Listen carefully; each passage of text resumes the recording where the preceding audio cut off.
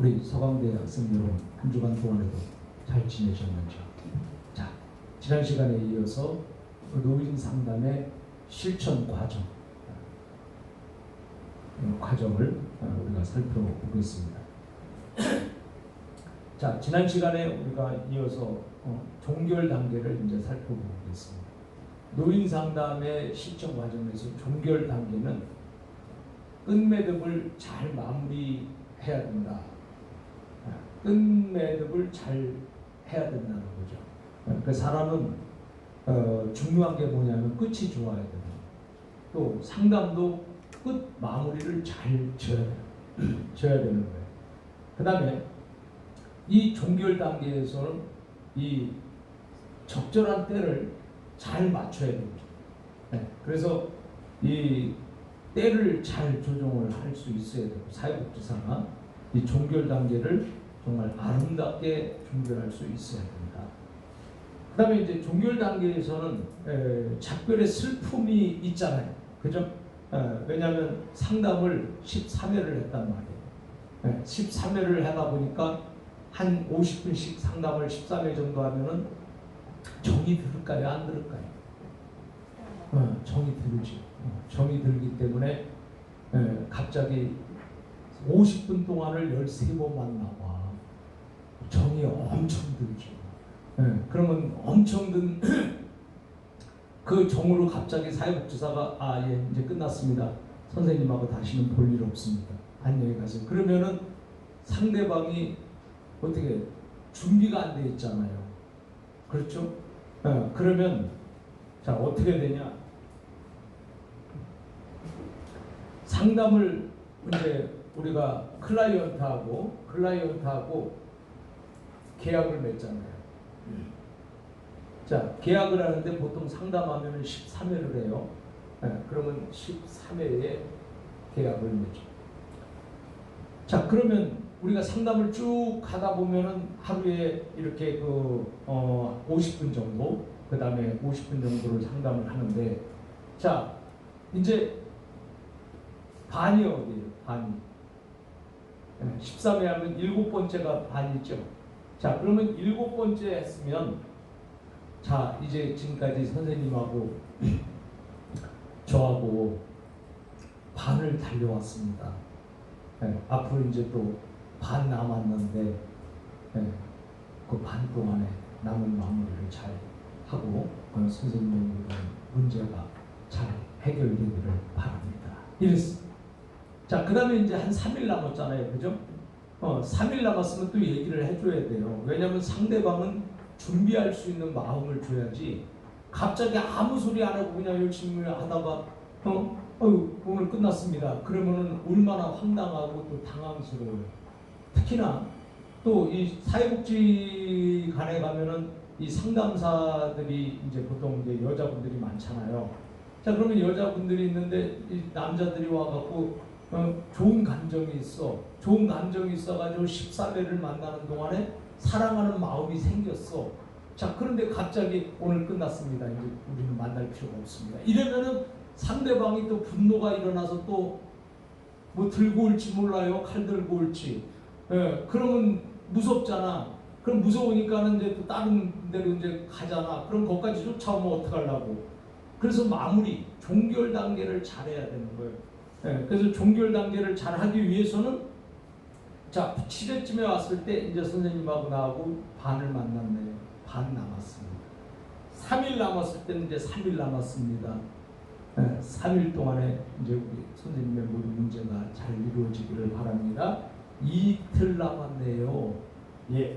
그 다음에 이제 내일이면 끝납니다, 선생님. 그래서 내일이면 끝나네요. 그러면 오늘 끝나는 날이네요. 자, 이렇게 하면은 그 사람이 아쉬움을 이렇게 스스로 이렇게 자기가 절제할 수 있잖아요. 그죠? 그래서 끝나야 되는구나. 어쩔 수 없지. 뭐 이런 식으로 해서 뭐 이렇게 해서 마무리를 자기가 짓는데, 갑자기 이런 얘기를 안 해주고 오늘 끝났습니다. 그러면 그럼 내일은 안 와도 되는 거예요? 막 이러면서 막 갑자기 그 사람이 좋게 가졌던 처음에는 문제를 가지고 올 수도 있어요. 근데 시간이 자꾸 지나고 만남이 거듭되다 보니까 문제를 가지고 오는 것이 아니라 보고 싶어서 올 수도 있는 거지. 사랑하는 마음도 생길 수 있는 거지. 이성 안에는. 그죠? 아닌가? 그래서 그렇게 되니까 나중에 이게 종교를 이렇게 예고하지 않으면 나중에 스토커로 변해가지고 얼마나 인생을 힘들게 살게 만들면은 어떡할 거예요. 그렇기 때문에 작별의 슬픔, 이 작별의 슬픔에 대해서 미리 예고를 해주고, 며칠 남았습니다. 오늘 선생님 끝나네요. 그동안 아쉽지만은 이제 오늘로서 선생님은 끝날 때 되네요. 이렇게 해서 상대방에게 편안하게 끝날 수 있는, 종교를 할 수 있는 마음을 결정을 거기서 종교를 할 수 있도록 해야지. 나는 종교를 했는데 클라이언트가 아직 마음의 종교를 안 했으면 심각한 거예요. 그죠? 그것도 종교의 기술이에요. 기술. 그러니까 요즘에 데이트 폭력 있잖아요. 데이트 폭력이 왜 생기는 거예요? 잘 만나다가 이제 그만 만나자 막 이래버리니까는 그건 뭔 소리냐? 갑자기 그만 만나자니 이래가지고 또 분노가 일어나가지고 막 찌르고 그러는 거 아니에요? 그렇기 때문에 그 상담에도 종교를 잘해요. 종결, 작별의 슬픔. 그래서 초대와 사후 관리. 근데 이제 여기 노인 상담이란 말이에요. 이게 청소년이나 아니면 종합사회복지관의 일반 상담이 아니고 여기 이제 노인 상담인데, 그래도요 이 노인도 이 작별의 슬픔이 다 있는 거예요. 그렇기 때문에 뭐 노인이라고 감정이 없어?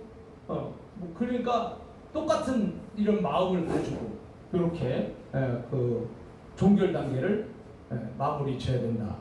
그 다음에 이제 초대와 사후 관리. 사후 관리에서 그분이 예를 들어서 뭐 술을 끊기로 했다. 술을 끊기로 했는데 몸이 약해서 술을 끊기로 했다. 그러면 사후 관리에서 진짜 술을 끊었는지 한번 뭐 직간접적으로 한번 알아볼 수도 있는 것이고, 이렇게 사후에도 이렇게 관리를 하고 그 다음에 만약에 안 됐다, 다시 원상복귀로 돌아왔다, 그러면 또 거기에 대한 또 어떤 조치를 또 취해 줄 수 있어야죠. 자, 이렇게 해서 노인 상담의 실천 과정을 우리가 종결 단계를 살펴봤습니다. 자, 이제 노인 상담의 기법이에요. 기법. 이번에는 이제 그 기술이에요. 기법이라고 하는 것은 기술이죠. 노인 상담의 기법, 굉장히 기술이야. 이제부터는 노인 상담을 어떻게 해야 되냐. 그러니까 이 기술을 잘 알고 있는 사람들은, 기술 적용을 잘하는 사람들은 전문가가 되겠죠. 자, 노인 상담의 기법 중에서 회상 기법이라는 게 있어요. 자, 회상 기법이라고 하는 것은 말 그대로 회상하는 거죠. 과거를 한번 이렇게 회상하게 해준다든지, 그러면 자서전의 저술이나 녹음. 그래서 이제 자서전 뭐 쓰는 사람이 그렇게 많지는 않지만은, 그래도 자서전 쓰는 마음으로 한번 이렇게 지나간 날에 이 청년 시절에는 선생님 뭐 어떠셨어요? 그리고 또 선생님 결혼 초기에 시절에는 선생님 어떻게 지내셨어요? 또 중년기에 애들을 낳고 그때는 어떻게 지내셨나요? 또 그리고 애들을 장가 보내고 난 다음에 그때부터는 어떻게 지내셨나요? 자, 이렇게 하면서 지나간 인생을, 회생을 쭉 이렇게 지나간 것을 한번 이렇게 돌이켜 볼 수 있는 그 기법이에요. 그러니까 상대방에게 회생해 줄 수 있는 회생의 기법 아시죠? 그 사람은 이렇게 어느 날 이렇게 있다가 자기의 인생을 한번 이렇게 쏙 돌아보면 수개원해지잖아요. 네? 안 그런가? 네. 너무 가만히 있어서. 자, 그래서 회상 기법이다. 그래서 자서전의 저술이나 녹음을 듣기도 해보고, 그 다음에 생애 순례를 여행해보는 거야. 그러니까 생애 순례를 여행한다. 그러면 정신적으로도 여행을 하지만은 또 육체적으로 내가 자랐던 고향, 태어났던 곳, 학교 다녔던 거 가서 그 학교 지금도 있는지 없는지 한번 이렇게 둘러볼 수 있고, 그 다음에 내가 결혼해서 살았던 집, 아니면 또 뭐 등등등 이렇게 하면서 내 인생에서 또 그 다음에 그 사랑 부인을 만났던 장소, 부인하고 처음에 데이트했던 뭐 예를 들어서 뭐 바닷가 가면 바닷가도 한번 가보고 이렇게 하면서 세계 순례 여행을 한번 시키는 것도 이거 기술이에요. 그 다음에 중요 인물들과의 재회. 그래서 인생에서 당신은 인생에서 누구를 만난 것이 가장 행복했습니까? 근데 인생에서 누구를 만났는데 그때 참, 그럼 당신이 성공하게 된 계기는 누구를 만남으로부터 시작이 됐습니까? 내가 그냥 아무 생각 없이 살다가 그때 누구를 만났는데 그 만나고 그 만남 이후부터 내 인생이 이렇게 달라졌습니다. 오케이? 그러니까 이게 이제 중요 인물들과의 재회죠. 그래서 이제 다시 한번 그 사람들을 만나볼 수 있으면 만나보게 만들어주고, 이런 것들이 이제 기술이다 이거예요. 자, 그 다음에 가계 족보. 요즘에 뭐 족보가 뭐 중요하진 않지만은, 이제 근데 사람들은 말이에요. 사람들은 그 가계의 어떤 나름대로의 집집마다 흘러내려오는 어떤 전통 그런 거 있잖아요. 그리고 우리 집에는 뭐 도덕과 윤리가 뭐 철저해가지고 우리 집에는 연료 집안이기 때문에 뭐 다 이러면서 그러잖아. 자, 그런데 그렇게 한다고 해서 이 사람이 그게 인간성이 좋고 그런 뭐 피가 흐르고 그런 어떤 냄새가 나나? 그러니까는 결혼할 때도 뭐 가문 보잖아. 그죠? 그 가문 보면은 막말로 말해서 개천에서 욕 못 나네. 아니 가문이 나쁜데 내가 아무리 뭐 내가 그 가문 보게 되면은 내가 훌륭하고 똑똑해도 소용없는 거지. 그렇지 않아요? 근데 왜 가문을 보려고 그래? 그러나 그 가정의 정서도 중요하지만 그게 100% 거기에 우리도 빠져 있으면 안 된다는 거예요. 참고는 될 망정. 아시겠죠? 네. 뭐 요즘에 애들 봐봐. 그럼 만약에 가문 중요시하면요. 요즘 애들 거의 다 이혼한 자녀들이 얼마나 수두룩한데. 그럼 걔네들은 뭐 그냥 가문에서 다 떨어지는 거예요? 그렇게 어떻게 인생을 자기 편에서만 생각을 하시나? 사람들이 말이야. 더더군다나 사회복지를 공부한 사람들은 그런데 얽매여 버리면 안 되는 거예요. 지금 뭐 웬만하 그러면 넌 다 좋은데 너는 네 엄마 아버지가 이혼해가지고 너는 안 되겠다. 이래 봐봐. 그러면 그러면 세상에 완벽한 사람이 어디 있어? 세상에. 세상에 완벽한 사람이 있으면 고급스러운 뭐 저택에서 고급스러운 교육받고 그런 뭐 회장 아들 딸 이외에는 누가 있겠어? 그래서 우리가 볼 때에 이 가계 족보 이것도 하지만은 노인들에게 있어서는 그래도 노인들은 아직도 개념이 있으니까 가계 족보도 조금 통할 수도 있는 문제다. 자, 그 다음에 이제 스크랩북. 자기가 예를 들어서 뭐 신문에 났다든지 아니면 뭐 자기가 또 뭐 어떤 글을 써서 한 걸 갖다가 뭐 이렇게 스크랩으로 만들어 가지고 이렇게 하는 그것도 한번 쳐다볼 수 있고, 그 다음에 사진첩도 한번 쳐다볼 수 있고. 그래서 여러분들의 인생에서 그 사진 있잖아요. 그래서 어린아이 때 사진, 그 다음에 유치원 때 사진, 10대 때 사진, 그 다음에 20대, 30대 이렇게 사진을 쭉 이렇게 준비해져 있어요. 아무거나 핸드폰은 카메라는 맨날 갖고 다니면서 그냥 아주 대한민국 뭐 이렇게 찍는 게 많어. 아주 그냥 뭐 사진, 이 핸드폰도 이게 오죽하면 짜에 사진이 카메라가 달려 있겠냐고 핸드폰에도.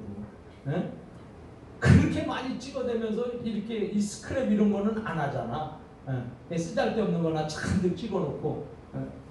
자, 그래서 이런 걸 보면 사진첩, 그 다음에 오래된 편지, 그 밖에 기억할 만한 중요 기사, 오래된 편지. 이 어떤 편지를 보면 그 편지에서 영향을 받고 이렇게 쭉 하는 그런 것도 좋지만, 만약에 이제 오래된 편지를 갖고 있는데 그게 내 인생의 가장 중요한 편지였다 그래서 첫사랑이 보낸 편지를 오랫동안 갖고 있어 할머니가 얼마나 분노가 일어나겠어. 그거를 또 할아버지가 봐봐 얼마나 분노가 일어날까. 그렇지만은 어쨌든 뭐 그런 것들도 보는 것도 하나의 회상 기법 중에 하나다. 그 다음에 일상의 업적 정리, 일상에서 내 이렇게 큰 업적 같은 것들을 정리하고, 그 다음에 민족적 정체감에 대한 관심. 이 어른들은 말이죠, 이 민족적 정체감에 대한 관심이 좀 있어요. 근데 젊은 애들은 뭐 요즘에 뭐 관심 없잖아. 뭐 아이고 북한이건 뭐 간에 뭐 신경 안 쓰잖아. 그 뭐 거기도 똑같은 거 뭐 이래. 근데 옛날 사람들은 그래요.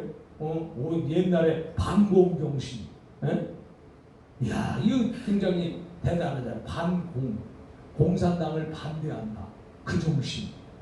그래서 옛날에는 오죽하면은 아침에 흙이 묻은 사람, 제 신발에 흙이 묻은 사람은 신고를 하세요. 지금 신발에 흙 묻은 사람 신고하면 어마어마하게 많을 거야 아마.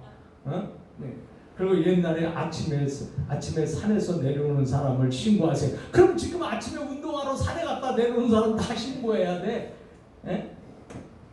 그러니까 이 옛날의 정서와 지금의 정서는 이런 엄청난 차이가 있다. 그러나 이 노인들에게 회상 기법 가운데 민족적 정체감에 대한 관심도 특히 중요한 것이다. 자, 이것이 이제 회상 기법이에요. 그 다음에 이제 조각 기법이 있고 문장 완성 기법이 있고 심리 극복 기법이 있어요. 그게 뭐 조각 기법, 이거 뭐 이렇게 조각조각 이렇게 붙이듯이 인생에 이렇게 끼워 맞추는 거. 그 다음에 문장 완성 기법. 그래서 문장을 완성 기법이라고 하는 것은 문장을 하나 쓰는 거죠. 완성하는 거죠. 예를 들어서 나는 무엇으로 성공을 하였습니다. 자, 그러면 이거 했을 때 노인들에게 여기 문장 완성을 해야 될 거 아니에요. 무엇으로 성공을?